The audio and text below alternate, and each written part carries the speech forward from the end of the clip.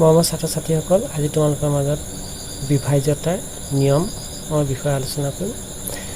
চোৱাচোন, 12ক 3য়ে বাকী নোহোৱাকৈ হৰণ যায়, তেতিয়া আমি কওঁ 12ক 3য়ে বিভাজ্য বুলি, হয়নে? এতিয়া 768 সংখ্যাটোক 3য়ে বিভাজ্য হয় নে নহয় বুলি কওঁতে আমি কি কৰোঁ? আমি হৰণ কৰি চাওঁ, হয়নে? এনেকৈ হৰণ কৰোঁ। এতিয়া হৰণ কৰোঁতে ইয়াত ভাগশেষ 0 আৰু ভাগফলটো কি পালোঁ? 256। এয়া 768ক 3য়ে হৰণ কৰিলে ভাগফল 256 আৰু ভাগশেষ 0 হয়। যিহেতু ভাগশেষ 0, গতিকে 768 3য়ে বিভাজ্য, হয়নে? এতিয়া হৰণ কৰি নোচোৱাকৈ এটা সংখ্যা আন এটা সংখ্যাৰে বিভাজ্য হয়নে নহয় সেইটো নিৰ্ণয় কৰিব পাৰি। এই নিৰ্ণয় কৰিবলৈ কিছুমান নিয়ম আছে। এইসমূহক বিভাজ্যতাৰ নিয়ম বোলা হয়। চোৱাচোন, 2ৰে বিভাজ্য হোৱাৰ নিয়ম।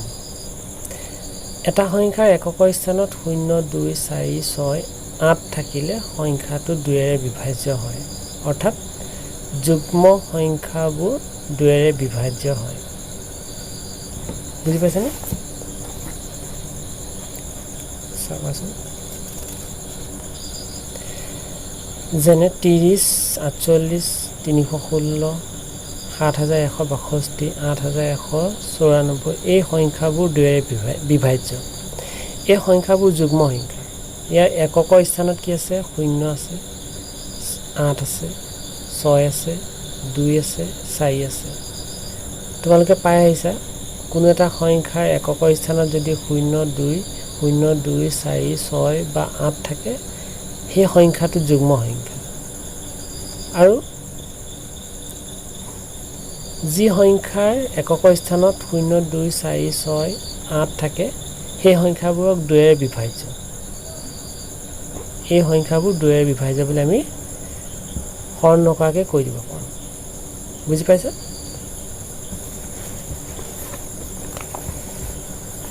তিনিৰে বিভাজ্য হোৱাৰ নিয়ম।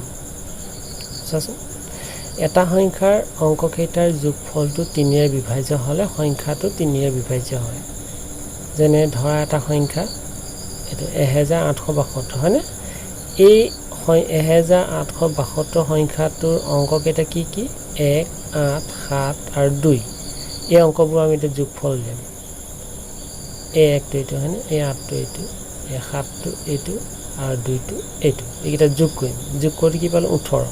18, 1 আৰু 8টো যোগ কৰি দিম, বা নকৰিলেও হয়। 18ক 3ৰে বিভাজ্য হয়নে? 3, 6 গুণ 18 নহয় জানো? তাৰমানে 18ক যদি 3ৰে বিভাজ্য হয়, তেতিয়াহ'লে এই সংখ্যাটোক 1872 সংখ্যাটোক 3ৰে বিভাজ্য। এতেকে 1872 সংখ্যাটো 3ৰে বিভাজ্য। বুজি পাইছা? আন এটা উদাহৰণ ল'ম।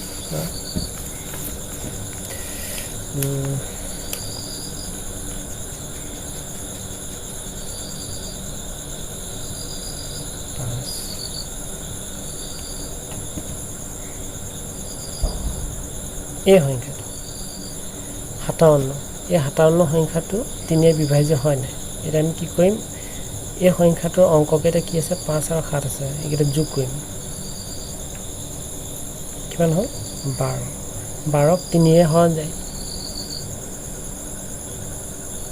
3, 4 গুণ 12, বাকী ৰোৱা নাই।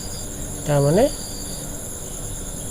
এই 57 সংখ্যাটো 3ৰে বিভাজ্য। বুজি পাইছা? এতিয়া চোৱা, 4ৰে বিভাজ্য হোৱাৰ নিয়ম। এটা সংখ্যাৰ একক আৰু দশক স্থানৰ অংক দুটাই গঠন কৰা সংখ্যাটো 4ৰে বিভাজ্য হ'লে সংখ্যাটো 4ৰে বিভাজ্য হ'ব। চোৱাচোন, এই সংখ্যাটো 9516, এককত কি আছে? 6 আৰু দশকত কি আছে? 1। এই অংক দুটাৰে গঠিত হোৱা সংখ্যাটো কি? 16। 16ক 4ৰে হৰণ যায়, তাৰমানে গোটেই সংখ্যাটো 4ৰে হৰণ যাব। ইয়াৰ একক আৰু দশকৰ স্থানৰ অংক দুটাই গঠন কৰা সংখ্যাটো কি? 16। 16ক 4ৰে বিভাজ্য, তাৰমানে এটাকে 9516 4ৰে বিভাজ্য। বুজি পালা? হৰণ নকৰাকৈ আমি কৈ দিব পাৰিম। এতিয়া 5ৰে বিভাজ্য হোৱাৰ নিয়ম, এটা সংখ্যাৰ এককৰ স্থানত যদি 0 বা 5 থাকে তেতিয়া 5ৰে বিভাজ্য। এই 10ৰ এককৰ স্থানত 0 আছে, 5ৰে বিভাজ্য। 150ৰ এককৰ স্থানত আছে 0, 5ৰে বিভাজ্য। 985 এককৰ স্থানত 5 আছে, 5ৰে বিভাজ্য। বুজি পালা? এইদৰে আমি হৰণ নকৰাকৈ কৈ দিব পাৰিম। এতিয়া 6ৰে চোৱা, 6ৰে বিভাজ্য হোৱাৰ নিয়ম, এটা সংখ্যাক 2 আৰু 3 উভয়ৰে বিভাজ্য হ'লে সংখ্যাটো 6ৰে বিভাজ্য হয়। এই সংখ্যাটোক ইয়াৰ এককৰ স্থানত 2 আছে, 2ৰে হৰণ যাব, আৰু 3য়ে হৰণ যায় নে চোৱাচোন, যোগ কৰিছে আমি, সেয়া যোগ কৰিছে 12 হ'ল, 3ৰে বিভাজ্য, তাৰমানে এই সংখ্যাটোক 6ৰে বিভাজ্য। এটা সংখ্যাক যদি 2ৰেও হৰণ যায়, 3ৰেও হৰণ যায়, জানিবা সংখ্যাটোক 6ৰেও হৰণ যাব, তাৰমানে বিভাজ্য হ'ব। বুজি পাইছে? সংখ্যাটো 2 আৰু 3 উভয়ে বিভাজ্য, এটাকে 3262টো 52টোক 6ৰে বিভাজ্য। এতিয়া 7ৰে বিভাজ্য হোৱাৰ নিয়ম, এটা সংখ্যাৰ এককৰ স্থানৰ অংকটো বাদ দি সংখ্যাটোৰ বাকী অংশটো আৰু এককৰ স্থানৰ অংকটোৰ দুগুণৰ পাৰ্থক্যটো 7ৰে বিভাজ্য হ'লে সংখ্যাটো 7ৰে বিভাজ্য হ'ব। এতিয়া এই সংখ্যাটো চোৱাচোন, কিমান 30,184, হয়নে? এই 30,184ৰ এই এককৰ স্থানটো কি 4, হয়নে? আৰু এই এককৰ স্থানৰ অংকটো বাদ দি এই অংশখিনি চোৱাচোন, বাকী থকা অংশখিনি কিমান 3018, হয়নে? এতিয়া এই এককৰ স্থানৰ অংকটো আমি দুগুণ কৰি দিম, দুগুণ কৰি দিলোঁ, 4 দুগুণ 8 হ'ব, হয়নে? তাৰপিছত এই 3018ৰ পৰা আমি 8টো বিয়োগ কৰি দিম, তেতিয়া কি হ'ব 3010 হ'ল, হয়নে? এই 3010টো 7ৰে বিভাজ্য হয়নে নহয় চাবলৈ আকৌ এবাৰ নিয়মটো প্ৰয়োগ কৰিব লাগিব, আকৌ এবাৰ নিয়মটো প্ৰয়োগ কৰিব। এতিয়া এককৰ স্থানত কি আছে 0, হয়নে? এই 0টো আমি দুগুণ কৰিম, 2 0 0 হৈ যাব। তাৰপৰা এই বাকী থকা অংশখিনিৰ পৰা আমি 0টো বিয়োগ কৰিলোঁ, সেইটোৱে থাকিল, হয়নে? 301ৰ পৰা এই 301ৰ পৰা আমি 0 বিয়োগ কৰিলে 301। এতিয়া 301 7ৰে বিভাজ্য হয়নে নহয় চাবলৈ আকৌ এবাৰ নিয়মটো প্ৰয়োগ কৰিম। এককৰ স্থানত কি আছে 1, 1টোক আমি দুগুণ কৰিলোঁ, 2 গুণ 2 হ'ল, হয়নে? তাৰপৰা এই 30ৰ পৰা বিয়োগ কৰি দিম, কি হ'ল 28। এতিয়া 28ক 7ৰে বিভাজ্য, 7 4 গুণ 28 নহয় জানো?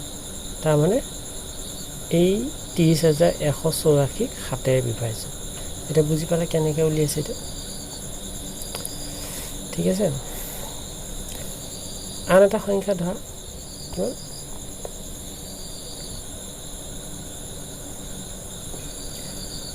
47,943, হয়নে? এই এককৰ স্থানৰ অংকটো দুগুণ কৰি দিম, এইটো 2ৰে পূৰণ কৰিলে দুগুণ হৈ যায়, 2 3 গুণ 6 হ'ব ন। আৰু এই বাকীখিনিৰ পৰা 6টো বিয়োগ কৰিম, 6 বিয়োগ কৰিব লাগিব ইয়াৰ পৰা, 2 3 গুণ 6 হ'ল, ইয়াৰ পৰা বিয়োগ কৰিম, এতিয়া 6 ধাৰ কৰিব লাগিব ইয়াৰ পৰা 14 পৰা 6 গ'লে 8, হয়নে? তাৰ ইয়াত থাকিল 8, 8তে বহাই দিলোঁ, 7টো বহালোঁ, 4টো বহালোঁ, হয়নে? এতিয়া আকৌ কৰিম কি, এই 8টোক আকৌ আমি দুগুণ কৰি দিম, এয়া দুগুণ কৰি দিলোঁ। তাৰপিছত এইখিনিৰ পৰা এইখিনি 478, এই 8টো দুগুণ কৰিলোঁ নহয়, 8 দুগুণ 16 হ'ব, 16 ইয়াৰ পৰা 16 বিয়োগ হ'ব, 8ৰ পৰা 6 গ'লে থাকিল 2, ইয়াত 7ৰ পৰা 1 গ'লে থাকিব 6 4, এইটো হ'লনে?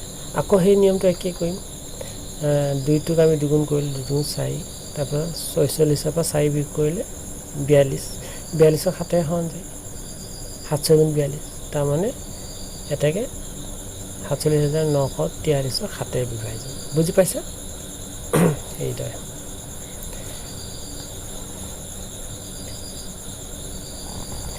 এতিয়া 8 বিভাজ্য হোৱাৰ নিয়ম চোৱাচোন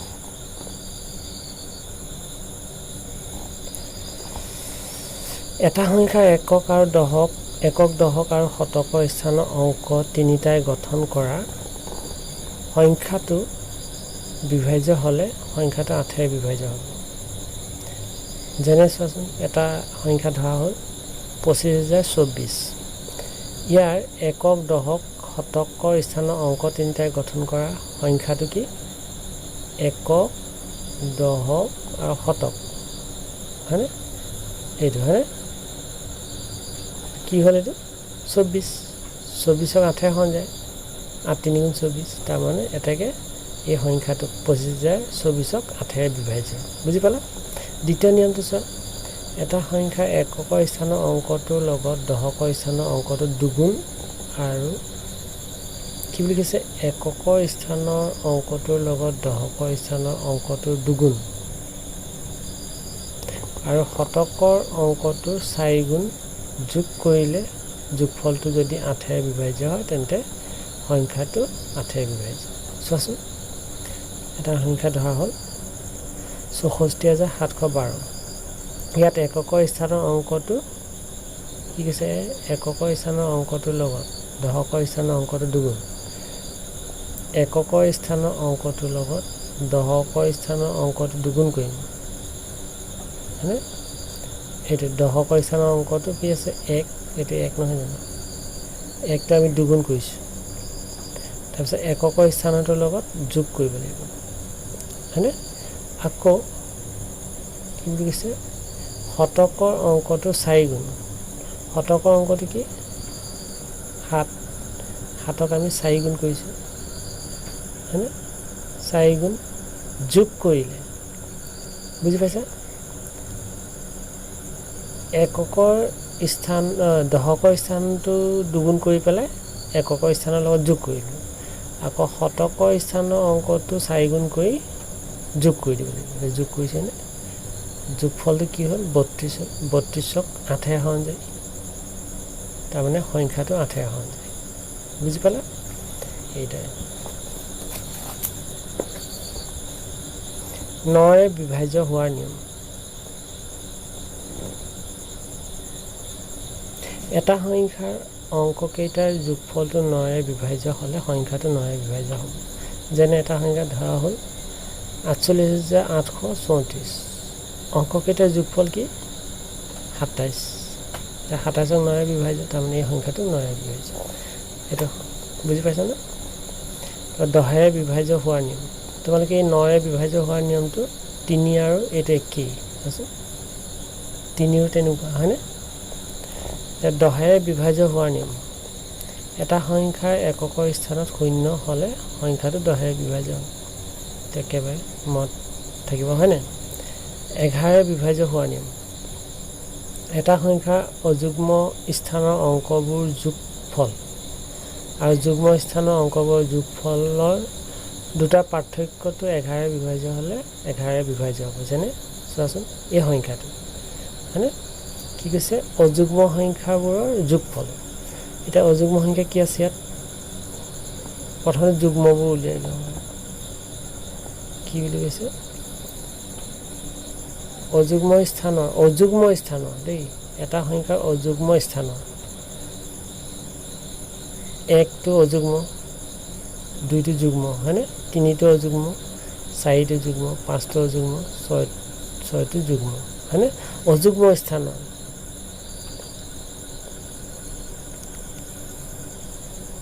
এই 4 লিখিলোঁ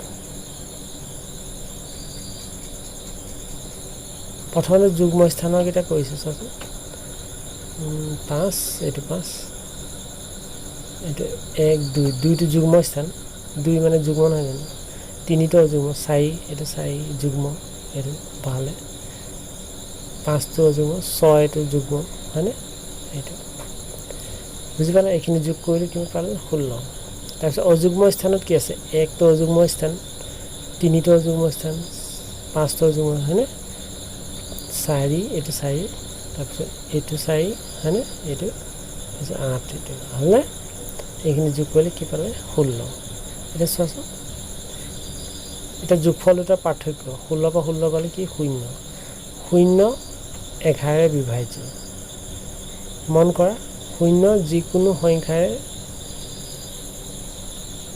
0 যিকোনো সংখ্যাৰে বিভাজ্য এতিয়া এটাকে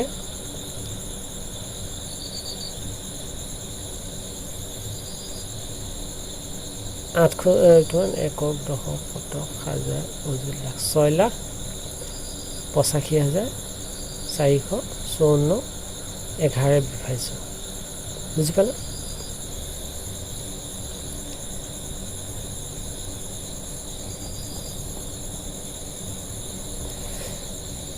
আশা কৰিছোঁ তোমালোকে বুজি পাইছা ঠিক আছে আজিলৈ আহোঁ ধন্যবাদ